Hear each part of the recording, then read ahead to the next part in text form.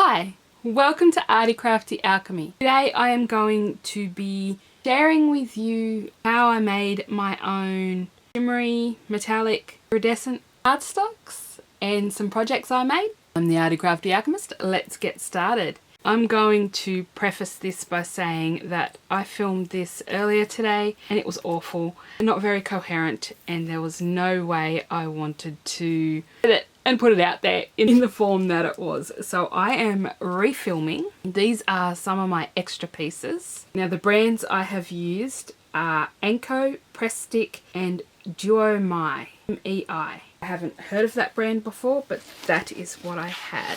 What I'm using is contact or book cover, whatever they call it, depending on the different brand. I will say I prefer anything but the Anko brand. They do much better. This one's the Anko. This one's the Anko. Everything else is not. I also have a purple Anko and a blue in this. I just couldn't reach them to put them on the table. And I have another greeny bluey one of them.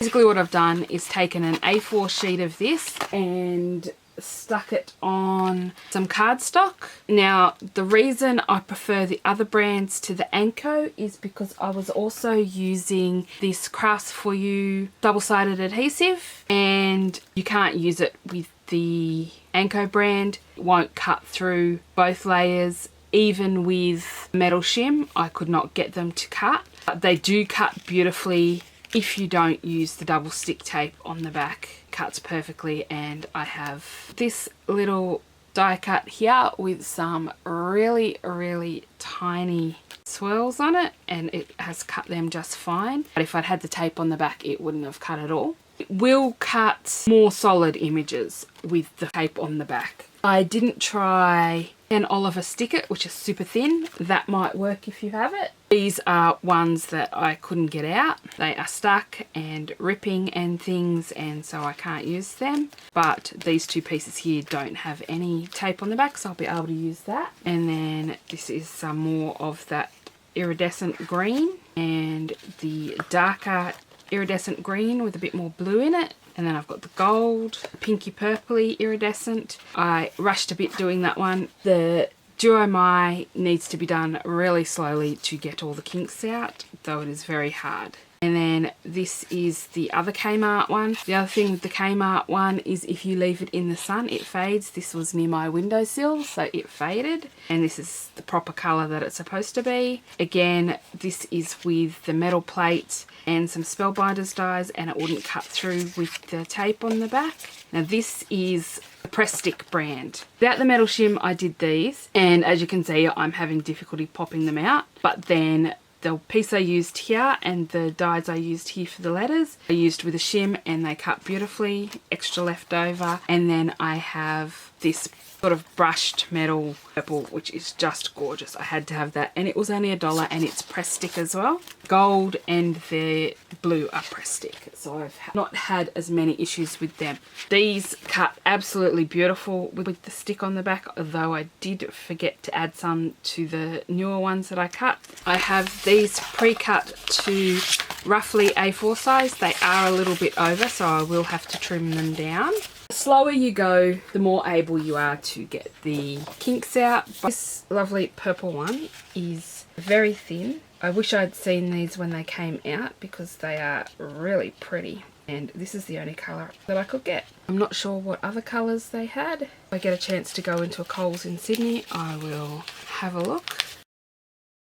It's like a beautiful brushed metal finish. Hoping I have no issues cutting this one just because it's so thin. But one of the main issues with the Kmart contact is the stickiness. It just doesn't want to release from the stick. I'm going to trim this down and then I'll be back. I've also been cutting one to around 5 inches or so, just so it fits through my Cuttlebug easily. Let's move on to the examples. First up, I have some extra bits that I haven't used yet. All of these are the same as ones I've used on cards except that one. These are all Fancy That balloons, and I'm going to put them on a card once I work out how to design it. I have this dragonfly from Fancy That, and it does have tape on the back. I can peel that up and stick that straight down. It has these really fine antennae and they have come out just fine. I have the seahorses from the same material. These are more solid and they cut beautifully as well. And the seahorse is from Spotlight. And then I have these welcome babies. This is where things went downhill for me. Really downhill. I was trying to cut the welcome baby and it wouldn't cut without a shim, it wouldn't cut with the shim. It was just getting stuck and wouldn't come out. Eventually I cut it out without any tape on the back, and it did take a little bit of work to get it away from the rest of the piece, but eventually it came out and it's a pretty decent die cut. I did have to clean it up a little bit, but I got it out. So that was progress. It had no trouble cutting the backs. They don't have the double stick tape on the back and they cut beautifully. Okay, on to the projects now that we've got all that out of the way. This is the baby stuck in there with the double-sided tape on the back, and it's just not going to come out. It's all rough and yuck and it takes a lot of effort to clean it up. So I gave up. I don't have time for that. I was trying to make a quick video and it just wasn't happening. These two cards both use a die for this Rose Craft stamp and die set. This is the die here, and I've just die cut it out without the stamp, and both of these have the double stick tape on the back, and then both sentiments are from Ultimu. This one is from the Floral Sprig, Everything Will Be Okay. And this one is from the Wild Hibiscus, Nothing Like a Mother's Love. The border on this is from the Tonic Mixed Edge Rectangle Layering Basics die set. The others you see with this scalloped border, it is the same die. These are Spellbinders dies. So this one is from the Bluebells and Lily of the Valley, and honestly I don't know which one's which. Let me know below which one is Bluebells and which one is Lily of the Valley. And then this one is the Tiger Lilies. Both of these are the Tiger Lilies Spellbinders Delights. And then the border on this is the Lawn Fawn Large Stitched Rectangle Stackables, as is any of the other stitched borders. Some of these I used a lot of things for. You'll have to forgive me. Next up I have this fishy card. I wanted to select something a little more masculine, and it says happy birthday to you. The happy is from Kelly Creates stamp set, and I have no idea which one this one is. They don't tell you on them what they are actually called, they just have a number. Then I got the Cool Tag Banner sentiments, and they are from Your Next Stamp. And I took this happy birthday to you and cut it into pieces. I didn't actually mean to cut the to you off, I meant to cut the happy off, but I got confused what I was doing and ended up cutting happy, the birthday, and the to you off. So I can use that again at a later date and slide them all back together and it stamps just fine. The circles are the Poppy Crafts circle stitch dies. This is how I ended up with this extra piece, because I used the same die to cut the contact that's backed onto cardstock, and then I took one of my Lifestyle Crafts circle dies. Love those dies, there's just so many in a set. Very economical. Probably We Are Memory Keepers now, rebranded as We Are Memory Keepers now owns Lifestyle Crafts. And then I got the Amy Design It's a Man's World fishing float from Find It Trading, and did my two little fishies, and I swapped their little scaly bits around so they had the different colour. Very subtle.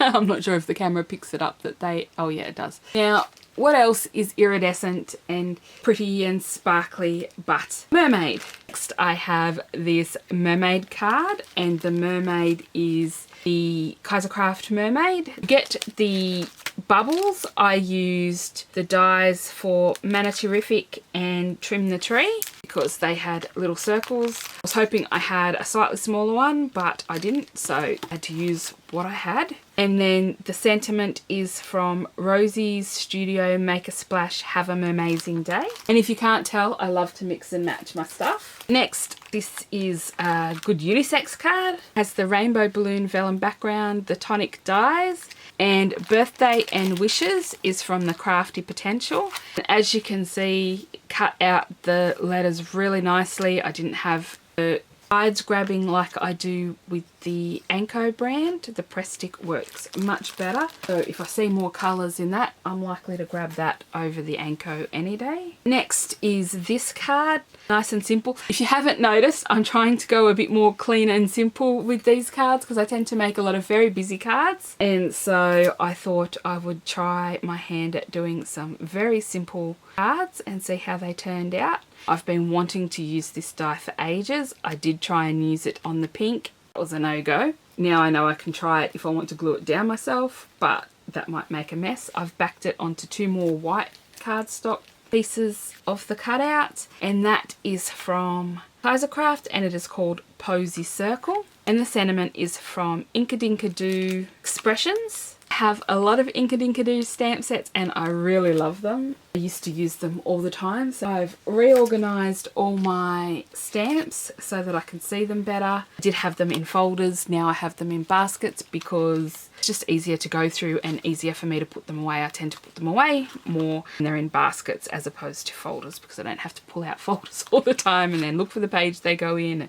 blah blah blah. This is a die from Lifestyle Crafts, is DG0102. It came in a kit and I'm not sure if that kit is even available. Sometimes you can pick them up on eBay. But I bought it years and years and years ago and I absolutely love the kit. And I'd never used this, or if I have, it hasn't been for a very long time. So I used it on the gold. And for the background splatters, and I don't know where I've put them, are the Genzai Tambi Starry colours. And I think it was 906 I used. And if I find them, oh, found them.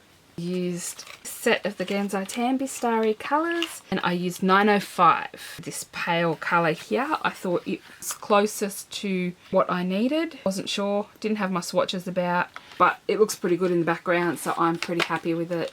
And I just made it a little, used a paintbrush and added some splatters. And then for these bigger spots, I actually touched my paintbrush to the page to get them slightly bigger because I was getting all tiny dots. The sentiment is MFT Together Forever, and I white heat embossed that with Nouveau Fine Detail, Glacier White. Almost there. One more card. This is the last one. I know, it's a lot. This has to be my favourite because I just love the rainbow. And again, this is Anko, but I was able to get it cut by not having the double stick tape on the back, and then I just layered it up on 2 more die cuts to give it dimension, and that is Bouquet by Craft. They also had a leaf one I was trying to get, but it was sold out. I wasn't able to get it because I wanted some leaves to do things with, but never mind, maybe next time. And the Happy Mother's Day is from Mum and Me, from Lawn Fawn, and I've just stuck that up on some foam tape on a banner. And I absolutely love that card. I really, really love this foil. It's so shimmery and pretty, and when you move it, it catches the light in all different directions. Let's do all of these mostly, except this one. This one's very matte. I love that too because purple. So I've made all of these cards using the contact on A4 cardstock, and then I just trim it down about 5 inches wide and put out a bunch of die cuts, and I still have plenty more to use that you saw before. And I did try making one of these on film, but as I said, that video was absolutely horrible and I gave up. Let me know below which one of these cards is your favourite. I hope you enjoyed the video. If you did, please don't forget to hit the like button, subscribe to see more content like this, and hit the bell notification to know when new videos come out. If you would like more information or to follow me on social media, my Facebook, Instagram, Twitter and website are all linked below. Thank you all for watching, and I'll see you all next time. Bye for now. I forgot to do the cost breakdown, so I just wanted to give you a little cost breakdown of why I did this, because it does work out quite cheaply. To buy a 12x12 cardstock glitter paper here in Australia, it's $3 at Spotlight. possibly gone up a little bit, but I can't remember. I haven't been into Spotlight for a good while. One roll of the Anko contact was $3 and it's a 2-meter roll, and for 2 meters you can get 12 A4 sheets and a bit left over. And then I used J Burrow's 250 GSM cardstock, which is around $9. It's, I think, 125 sheets in a pack. It's 25 cents per A4 sheet, and then each A4 piece of cardstock costs me 7 cents. So for 32 cents I'm getting a glitter cardstock or rainbow cardstock. Press stick was $1 for a meter, so less expensive, but that was on clearance. I'm not 100% sure what it was before it was on clearance. But at $1 it's 16 cents per A4 sheet, and then again 7 cents for the cardstock. So you're looking at 23 cents for an A4 sheet of glitter cardstock, which even buying 10 sheets of glitter cardstock, you can't get it for $2.30 in Australia, that's for sure. And then the Joy My, I'm not sure where I got it from or how much it cost. How much is in a roll? There's either 1 or 2 meters. I've thrown out all the packaging. You can see from the Anko and the press stick, it's a bargain to do it this way. Also, I think I may have picked up 1 or 2 of the Joy My contacts from an op shop, second-hand shop, wheel type shop, and so that was probably around $1 to $2 for the roll there anyway. Just wanted to give you the cost breakdown because of how economical it really does work out to be. I'm going again now. See you all next time. Bye.